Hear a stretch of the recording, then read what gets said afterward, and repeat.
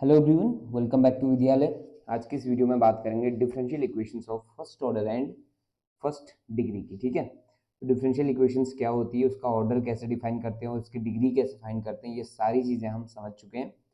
तो आज का हमारा पहला काम है कि फर्स्ट ऑर्डर और फर्स्ट डिग्री की इक्वेशंस किस तरह से दिखाई देती हैं। तो अगर मैं इसको आपको शो करूँ कि कैसी इक्वेशंस दिखाई देती हैं, तो ये बड़ी आसान सी इक्वेशंस हैं। Del y upon del x, sorry, d y upon d x plus y is equal to x, ये भी एक डिफरेंशियल इक्वेशन है। ठीक है, जिसका जो ऑर्डर है वो है वन और डिग्री भी इसकी कितनी है, वन है। तो इसको हम कह सकते हैं कि differential equation of order one and degree one. Correct, कोई प्रॉब्लम नहीं है। तो ऐसे बहुत सारे एग्जांपल्स हैं। तो जो बेसिक तरीका है, जो आपका differential equation of first order and first degree दिखाई देगी ना आपको, वो एक्चुअल में किस फॉर्म की दिखाई देगी, मैं आपको क्लियर कराऊँ उस चीज़ को। ठीक है, तो जब इस फॉर्म को ठीक से सॉल्व करते हैं तो ये फॉर्म इस तरह से हम याद कर सकते हैं। देखिए, इक्वल टू जीरो, यानी M d x plus N d y is equal to zero. इस तरह की जितनी भी डिफरेंशियल इक्वेशंस दिखाई देंगी हमें, वो आपका differential equation of first order and first degree की ही होंगी। करेक्ट, तो यहाँ जो m और n होगा ना, ये m और n एक्चुअल में सम फंक्शंस ऑफ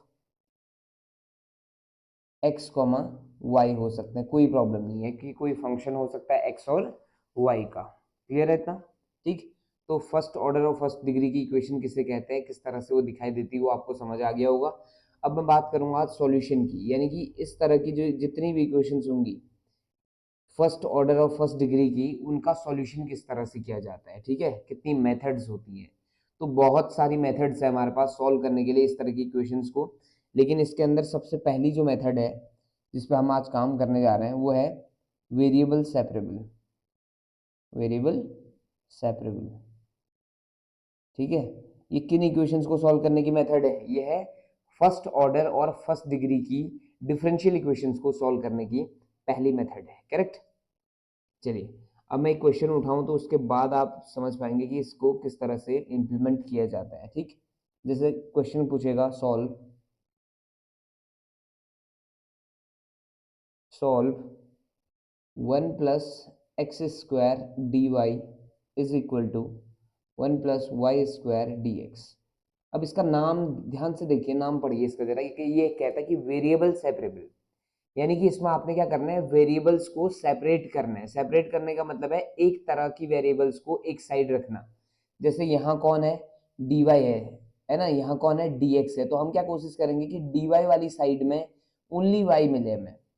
ठीक है, dy वाली साइड में क्या, ओनली y मिल जाए, और dx वाली साइड में ओनली कौन, x मिल जाए। तो हम क्या करने वाले हैं, सेपरेट करने वाले हैं इन चीजों को। तो ये क्या करेंगे, d one plus x square d y is equal to one plus y square d x. तो मैंने क्या किया ना, वाई वाला पूरा पोर्शन यहाँ ले गया और एक्स वाला पोर्शन यहाँ लाया, तो ये चीज बन गई d y upon one plus y square equal to d x upon one plus x square. बस, अब जैसे ही वेरिएबल सेपरेट हो जाएंगे तो आपने क्या कर देना है, इंटीग्रेटिंग बोथ साइड, यानी कि यहाँ भी इंटीग्रेट करना है और यहाँ भी।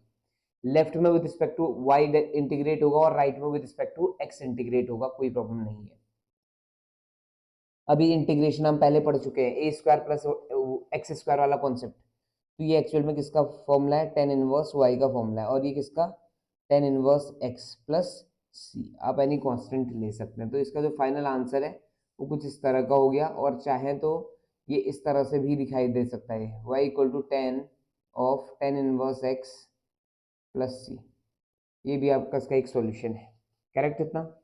तो वेरिएबल सेपरेबल में क्या करना है, सबसे पहला काम हमारा क्या है कि वेरिएबल्स को सेपरेट करना है, अलग अलग तरह से लिखना है उनको। ठीक है, अब उसके बाद हमने अगला काम क्या होगा, इंटीग्रेटिंग बोथ साइड से स्टार्ट करेंगे, और जो भी वो पूछना चाह रहा होगा, जिस तरह का ऑप्शन वो देगा हमें, हम उसे उस तरह से मेंटेन कर लेंगे। करेक्ट इतना? चलिए जी, अब आगे बढ़ते हैं। अब मान लिया कुछ बात कर लेते हैं कि एक इक्वेशन की, तो one plus e to the power x into y d y is equal to y plus one into e to the power x d x. ये क्वेश्चन नंबर 2 है। ठीक है, तो इस क्वेश्चन की बात करूँ तो वेरिएबल सेपरेबल फिर से यहाँ अप्लाई करना है आपने। तो वेरिएबल सेपरेबल अप्लाई करने के लिए क्या तरीका बताया मैंने आपको कि y वाला पोर्शन एक साइड रख दो और x वाला पोर्शन एक साइड रख दो। आप क्या करेंगे, यहाँ से y वाला पोर्शन उठा के ले आओ और लेफ्ट में ले आओ। और एक चीज और ध्यान देना, dy या dx कभी भी न्यूमरेटर में, सॉरी डिनोमिनेटर में नहीं आएंगे। डिनोमिनेटर में ये दोनों कभी आ ही नहीं सकते, ठीक है।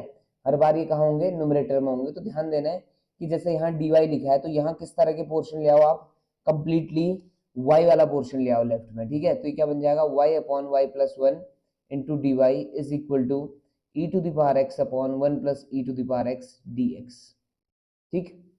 अब आप क्या कर सकते हैं, यहाँ पे थोड़ा सा चेंज कर सकते हैं। कैसे चेंज कर सकते हैं वो देखिएगा।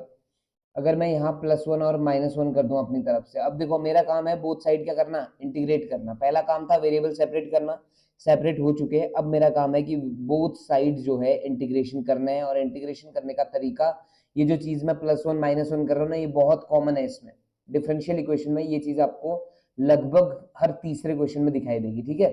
तो मैंने क्या किया, अपनी तरफ से प्लस वन और माइनस वन किया। तो प्लस वन करने से क्या हुआ, देखो y plus one upon y plus one अलग कर लिया और one minus one upon y plus one अलग कर लिया, ठीक है। और ये होल इंटीग्रेशन, और बाहर से कौन, d y is equal to e to the power x upon one plus e to the power x और ये डी एक्स। अब यहाँ y प्लस वन से y plus one cancel out, तो वन बच गया। वन का इंटीग्रेशन क्या होता है जी, y होता है। Minus one upon y plus one का इंटीग्रेशन क्या हो जाएगा, log y plus one is equal to, right में आप आते हैं तो ये इसको t मान लो, डिनोमिनेटर को t मानो, ये क्या हो जाएगा, dt हो जाएगा। तो ये बन जाएगा log of what, one plus e to the power x, और प्लस में आप चाहें तो log c ले लें, आप चाहें तो सिंपली c ले लें, ठीक है। ये तो आपका आंसर आ चुका है। अब इसको समेटने का काम किसके अकॉर्डिंग होगा, गिवन ऑप्शन के अकॉर्डिंग होगा। क्लियर, ये चीज आपको समझ आ गई होगी, ठीक है। तो इस तरह से काम करना है किसमें, वेरिएबल सेपरेबल जो मेथड है हमारी, उसके अंदर आप ऐसे काम करेंगे, ठीक। क्लियर है, एक क्वेश्चन और उठा लिया जाए, चलिए देख लेते हैं इस क्वेश्चन को भी।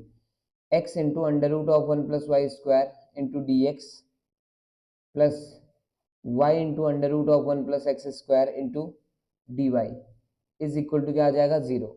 अब आपका काम क्या है कि फिर से वेरिएबल सेपरेट करना है। तो x वाले को x के साथ, y वाले को y के साथ। तो मैंने पहला काम क्या किया ना, x under root of y वाले को लेफ्ट में ले आओ, अच्छा लगता है ना, y वाला लेफ्ट में रहने दो। Under root of one plus x square d y is equal to minus of x under root of one plus y square d x, ये आ गया। अब क्या करेंगे, x वाले के यहाँ देखो वेरिएबल कौन है, y, तो y के साथ y वाला की ही बात करो। तो y upon under root of one plus y square d y is equal to minus x upon under root of one plus x square d x, ये आ गया। अब आप इस डिनोमिनेटर को t मान लो, ऊपर वाला क्या हो जाएगा dt, और यहाँ भी सेम है, डिनोमिनेटर को t मानते ऊपर वाला dt हो जाएगा। तो यहाँ आप क्या देख सकते हैं, देखो one upon under root of x का जो डिफ्रेंशिएशन होता है, सॉरी इंटीग्रेशन होता है, वो क्या होता है, जल्दी से देख लो। एक्स की पावर माइनस हाफ हुआ ना इसके मायने, तो ये plus one upon minus half plus one, तो कितना हो जाता है, x to the power half upon half, that is two root x हो जाता है। किसका integration, one upon under root x का।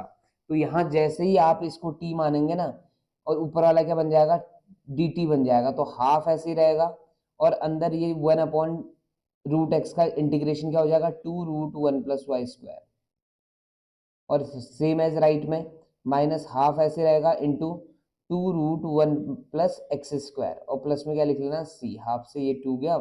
आपका ये फाइनल आंसर आ चुका है, ठीक है। अगर यहाँ पे आपको लगा कि कहीं पे प्रॉब्लम है तो मुझे बता देंगे, ठीक।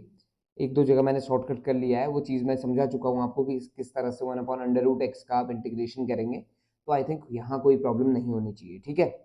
चलिए जी, तो वेरिएबल सेपरेबल आपको क्लियर हो गया होगा, ऐसी मैं आशा करता हूँ। अगर आपको वीडियो पसंद आ रहा है तो please do like share and subscribe. आपसे मिलेंगे नेक्स्ट वीडियो में। Thank you so much for watching.